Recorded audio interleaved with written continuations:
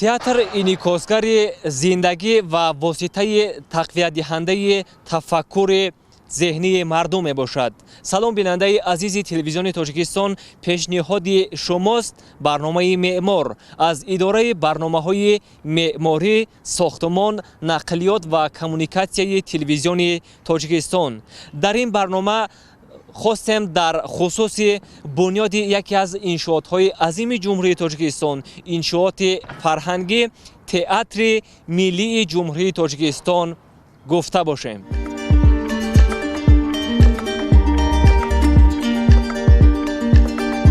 تئاتر از آغاز پیدایش خود رسالت خویش را همچون آیینه زندگی، همچون انعکاس کننده حقیقت حیات و هدایتگر آدمان به سوی نیکی باثبات اجرا نموده است.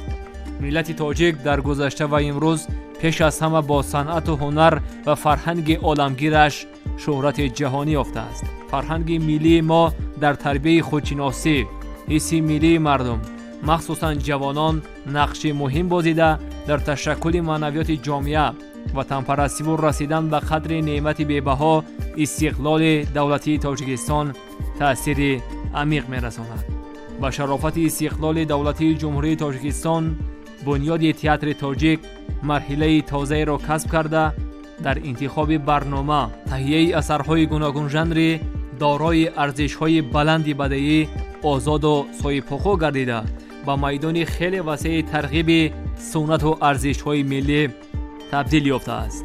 بنیاد تئاترها و تجدید و تعمیر در دوام صاحب استقلالی کشور توجه خاصه دولت دانسته شد که در این زمینه رشد تئاتر همه‌جانبه به نظر می‌رسد.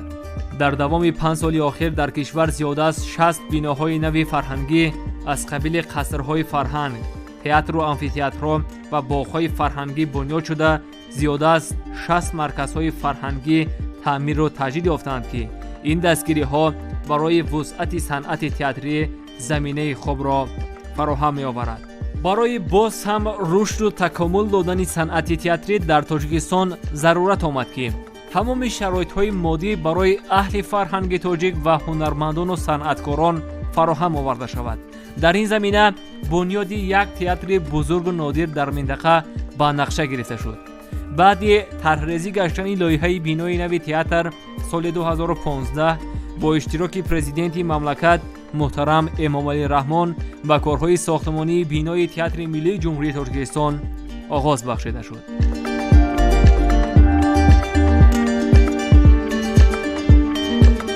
سال 2012 با سپارش رهبر دولت اساسگذار صلح و وحدت ملی پیشوای ملت محترم امامعلی رحمان دریکسی ساختمانی دستگاه اجرایی پرزیدنت جمهوری تاجیکستان موظف گردیده بود که تئاتر بزرگ یعنی تئاتر ملی باید ساخته با استفاده داده شود. همین طور دریکسی ساختمانی یک چند لایحه را پیشنهاد نمود. سال 2013 تهیه حجت‌های لایحه‌ای خرجنامه انشاءات به اتمام رسید. فرقت اساسی انشاءات نام برده از دیگر تئاترهای دولتی تاجیکستان در آن است که انشاءات از جهت فونکسیونالی خدمت رسانی فرق کلان دارد.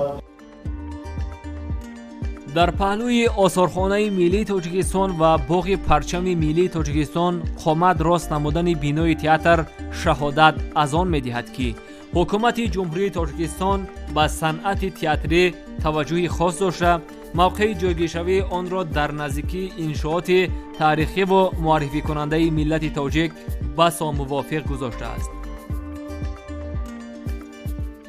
لایحه تئاتر ملی جمهوری تاجیکستان در اساس نقشه با نظرداشت طلبات بین المللی و نوآوری‌های بی‌مثل به نظر گرفته شده است. در اساس نقشه بنای تئاتر ملی جمهوری تاجیکستان از 7 آشیانه یعنی 2 آشیانه زیرزمینی و 5 آشیانه بالایی عبارت خواهد بود. آشیانه‌های بالایی تئاتر ملی جمهوری تاجیکستان برای نمایش بدیعی، برای گذراندن مشق و تمرین ارکستر و دیگر طلبات‌ها به نظر گرفته شده است و در عموم بلندی تئاتر ملی جمهوری تاجیکستان باید 34 از 10 5 متر را تشکیل دهد. طبق لایحه بینای تئاتر از 3 تالار کلان و تالار و اتاقهای سرشمار دیگر عبارت می باشد. تالار اساسی آن دارای 2500 جای نشست و 2 تالار دیگر، یکی دارای 1200 و دومی 1000 جای نشست می باشد. بلندی تالار اساسی 16-18 متر، درازی و پهنایی صحنه اش 30 و 21.6 متر بوده. آن همچنین دارای جای نشست ارکستر، 2 صحنه پهلوی، صحنه پشت، اتاقهای مشق و تمرین و دیگر شرایط ضروری سطحی جهانی می باشد. واقعا ساختمانچیان پیوندگر عصرها یا نسل‌هایند و چندین مرحله ها طی می شود تا یک بنا پوره بنیاد شده به استفاده داده شود.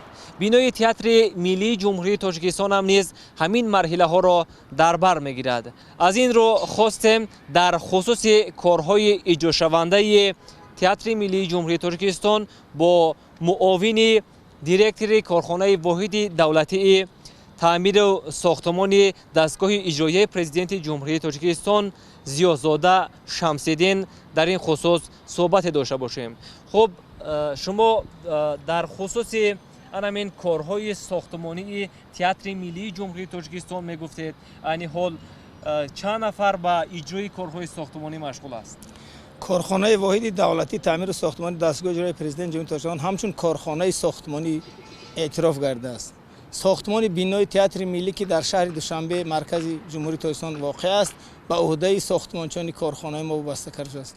در این انشاءات مذکور زیاده از 80 نفر کارمندان، انجینران، متخصصان بلند اختصاصی ساحه ساختمان خدمت و اجرای کار کرده ایستادند. ساختمان عین حال در قبض‌های بالا آخرین قبض‌ها قرار داشته. همه کارها، مسائل تامین مسائل ساختمان به صفت بلند از جمهوری روسیه و دولت‌های با قوتی که نسبت ساختمان اعتراف گردیدند مسائل ساختمانی گرفته میشد. سنجش و سری وقت سپردن کارهای ساختمانی از گذراندن تشخیص‌های به ساختمان معین گردیده جوابگو می باشد. این حال ساختمان با تمام قوا و قدرت پیش رفته ایستاده است و کوشش داریم که در مهلت‌های معین نموده حکومت جمهوری تاجیکستان تئاتر مذکور رو سپاریم. تئاتر یکی از مرکزهای معرفتی جمعیت، پیشروی و مدنیت جامعه به حساب رفته در آینده به خلق تاجیکستان خدمت می‌رساند. کدام مال و مسئله از خود جمهوری تاجیکستان استفاده می‌شوند؟ مسئله ساختمانی اصلا پورا به سیمنت استحصال جمهوری تاجیکستان تأمین کرده ایستاده است. ارماتور و دیگر چیزها از دولت روسیه برای که به صفت بلند است از تشخیص گذشته، همه این در همین انشاءات استفاده برده می شود که من بعد یگان نقصان ساختمانی و چی به نظر نرسد و در آینده با کوشش غیرت زیاد حرکت کردیم که تمام مسائل ها را باز هم خوبتر و نقصر به صفت خوبتر قبول نموده با استفاده سپرده شود. واقعا بنیاد مؤسسه های فرهنگی در زمان استقلال در جمهوری تاجیکستان با یک عنعنه خاص در آمده است و بنیاد تئاترهای ملی، تئاترهای کسبی نیز شهادت از سیاست پیشگرفته فرهنگ پرورانه پرزیدنت جمهوری تاجیکستان رهبر دولت می‌دهد.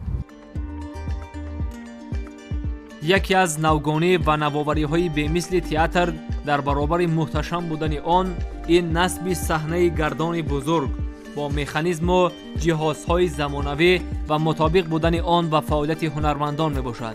طبق اطلاع دسترس گردیده صحنه تئاتر ملی تاجیکستان از جانب شرکت استحصال کننده تجهیزات صحنه تئاتر با نام واگنر بیرو که آن در دولت استریا جایگیر است در دایره شرطنامه و گفت و شنود دو جانبه با تاجیکستان آورده نصب کرده می شود.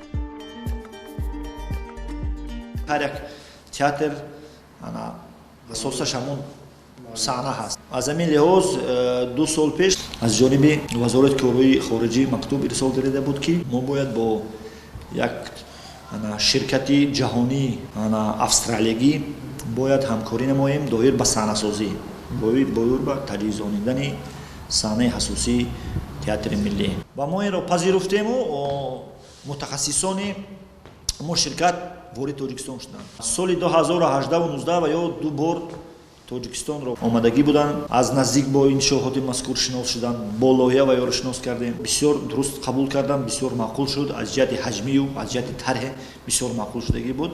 Аз ҷиҳати маблағгузорӣ гар гием мумкин 20% арзиши иншоотро ҳамон механизмҳо ташкил мекунанд. Дар лоиҳа, дар иншоот механизмҳои барорандаву тобхоранда, саҳнаи гирдшакли тобхоранда иборат аст.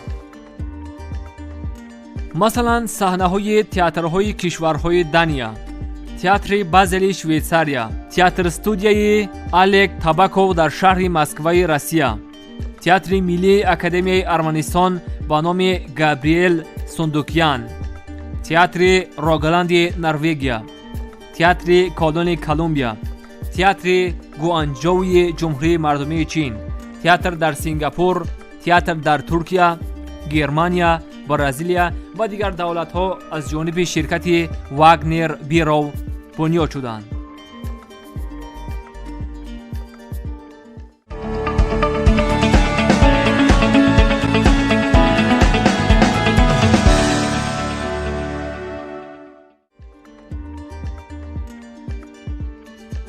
дар ошёнаҳои болоии театри миллии Тоҷикистон толорҳои намоишӣ ва бадеӣ, толорҳои машқу тамрин, устохонаҳои бадеӣ ва дигар ҳуҷраҳо ҷойгир мешаванд. дар ошёнаҳои зеризаминӣ барои қариб 250 мошин таваққуфгоҳ ва ҳам утоқҳои зиёди техникӣ ва ёрирасон ҷой хоҳанд гирифт. бино бо шабакаҳои гармидиҳӣ, ҳаботозакунию салқинсозӣ ва дигар шабакаҳои зарурӣ муҷаҳҳаз мешавад. ҷои таъкид аст ки лоиҳаи театри миллии Тоҷикистон дар солҳои наздик бо омӯзиши тарҳи беҳтарин театрҳои кишварҳои гуногуни ҷаҳон омода шуда ба тамоми стандартҳои муосир ҷавобгӯй мебошад.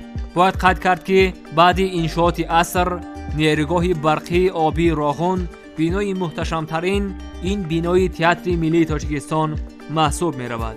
масъулин иброз медоранд ки сатҳу сифати корҳои сохтмонӣ дар бинои мазкур дар мадди аввал меистад ва барои рафъи мушкилиҳои пешомада зуд аз пайи ҳалли он мешаванд. театри миллии Тоҷикистон ки дар пойтахти Тоҷикистон шаҳри Душанбе қомат меафрозад, бузургтарин ва зеботарин иншоот дар тамоми минтақаи Осиёи марказӣ хоҳад буд.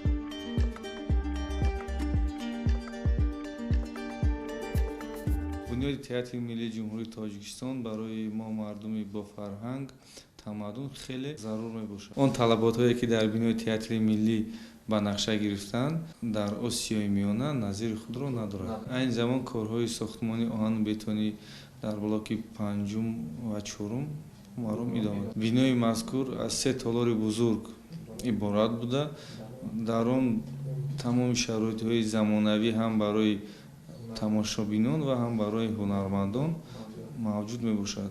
ба сатҳу сифати кор мо аҳамияти аввалин дараҷа медиҳем. фармоишгари бинои театр, дирексияи сохтмонии иншооти ҳукуматии дастгоҳи иҷроияи президенти ҷумҳурии Тоҷикистон буда ва пудратчӣ корхонаи воҳиди давлатии таъмиру сохтмонии дастгоҳи иҷроияи президенти ҷумҳурии Тоҷикистон мебошад.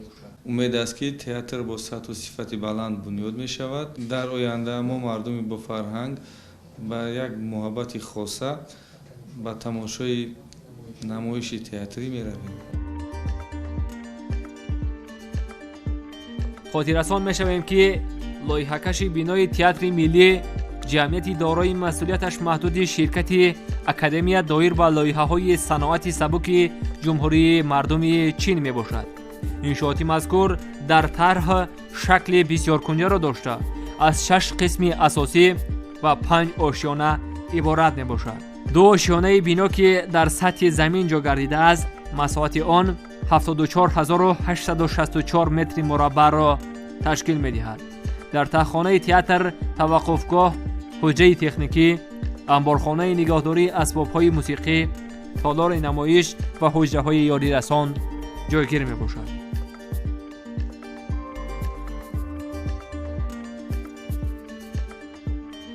айни ҳол сохтмончиён дар ошонаи 5 блоки 5 ба корҳои қолаббандии деворо машғуланд. коргаро бо шароитҳои хуб таъминанд. мо сохтмончиён кӯшиш мекунем ки корҳои сохтмониро дар муддати муайян ба анҷом расонем. дар доираи маблағҳои ҷудогардида корҳои оҳанобетонӣ дар ошёнаи дуюми блокҳои 2, 3, қисми 4 6 ошёнаи 4, корҳои оҳанобетонии деворҳо ва болорҳои ошёнаи 5 дар қисми 5, таваққуфгоҳи зеризаминӣ барои 250 нақлиёт, гузарондани хати барқӣ дар таххонаи иншоот ба анҷом расидааст. театри миллӣ ин яке аз иншоотҳои бузурги дар ҷумҳурии тоҷикистон ба мисли парламенте ки чӣ хели сохтмон идома ёфтаистодааст, бинои парлумон, бинои ҳукумати ҷумҳурии тоҷикистон дар боробони инам ин яке аз бузургтарин иншоотҳо дар ҷумҳурии тоҷикистон ба ҳисоб меравад ва инам бо дастгирии новобастаи ҷаноби ҳоли муҳтарам эмомалӣ раҳмон ин як тӯҳфаи арзанда барои аҳли ҳунар дар оянда ҳисоб меёбад.